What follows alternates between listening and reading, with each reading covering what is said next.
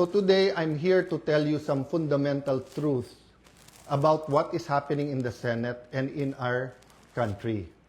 Let me start with the May 11 change in leadership and also on the walkout by the minority. In both cases, may objective.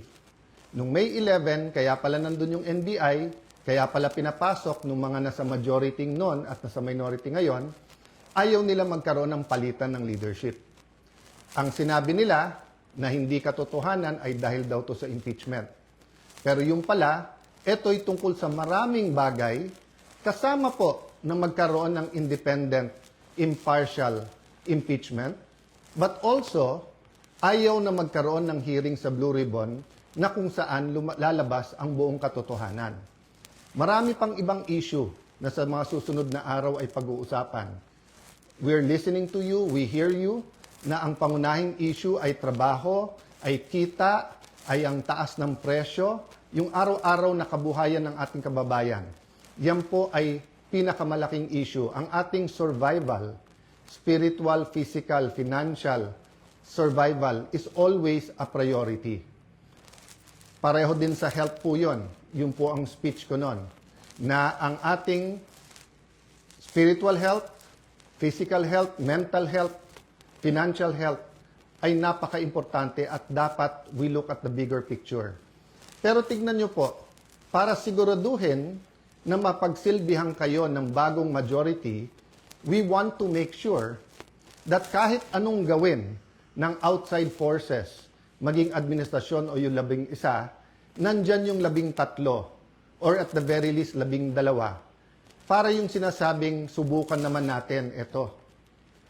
Masubukan nyo kung anong madideliver namin sa inyo. Ang problema, for the last 3 weeks, walang ginawa kung hindi takutin kami, i-twist ang aming arm, operan ng kung ano-ano para lumipat sa kanila. I'll go back to that later on. What's my point? You want an independent Senate. Our Constitution provides for the separation of power. Bakit separate?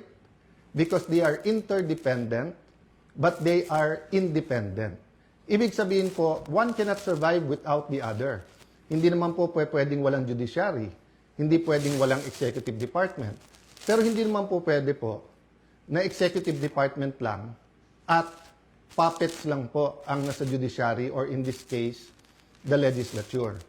So, nung nag-walk out po sila, ano sabi nila?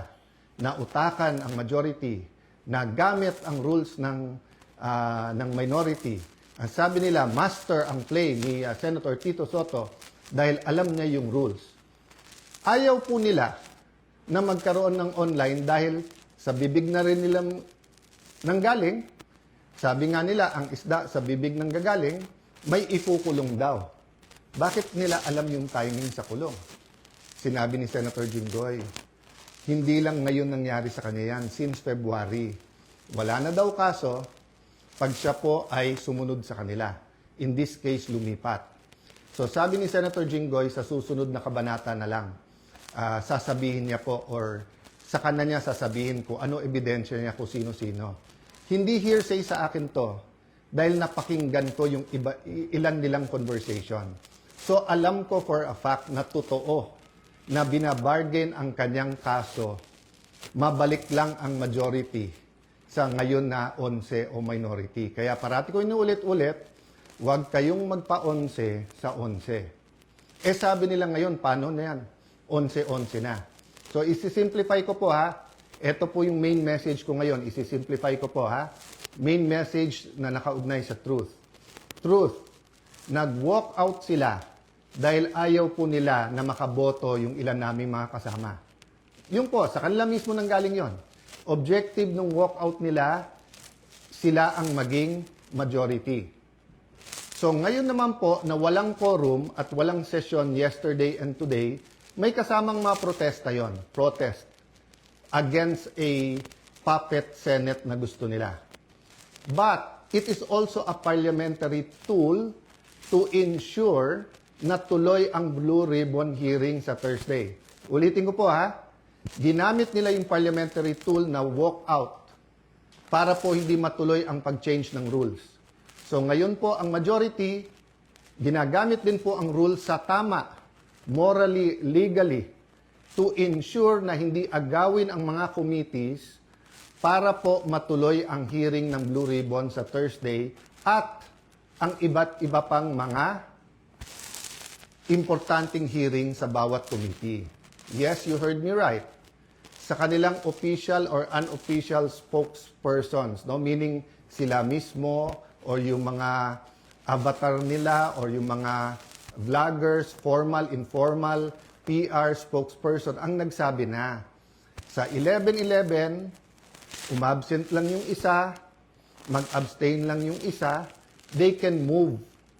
Sabi po sa isang pahayag o isang vlog at sa iba pong mga news reports, di ba? Pwedeng maging lame duck Senate President, si Alan Cayetano.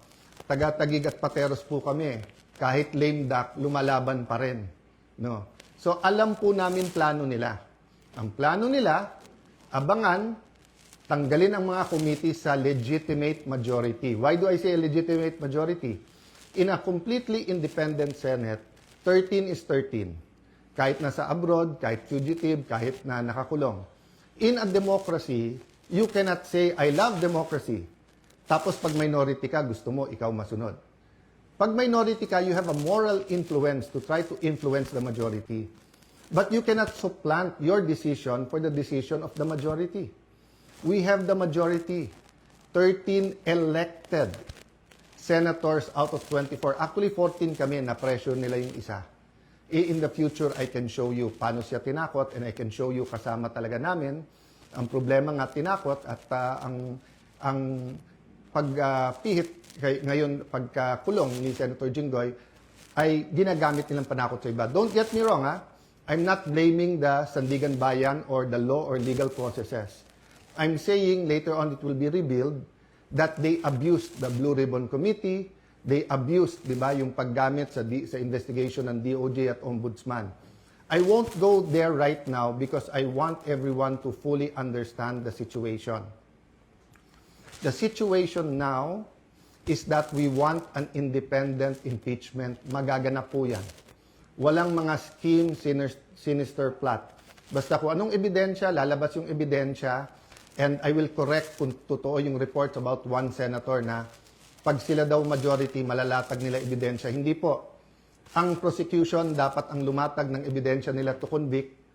Ang defense ang dapat lumatag ng ebidensya nila para ma-acquit. Ang senator judges ay dapat mag-examine ng mga ebidensya. Okay? So, in accordance with the rules, and there are rules of evidence, so people will be able to judge us. So that's one important thing, the impeachment. The other important thing is yung ekonomiya natin, presyo. So in the next few days, we will be announcing to you the hard work that we're going to do in the different committees to help address inflation, to help address ang problema sa production sa agriculture, to help address yung mga walang pera sa pagpapagamot. After summer, pasukan. To help address the problems of K-12, to help address the problem ng mga gustong mag-aral, hindi makapag-aral. There are many, many other problems in between that. Sa kabuhayan, marami sa ating mga kababayan sa Middle East may problema sa trabaho or sa kita.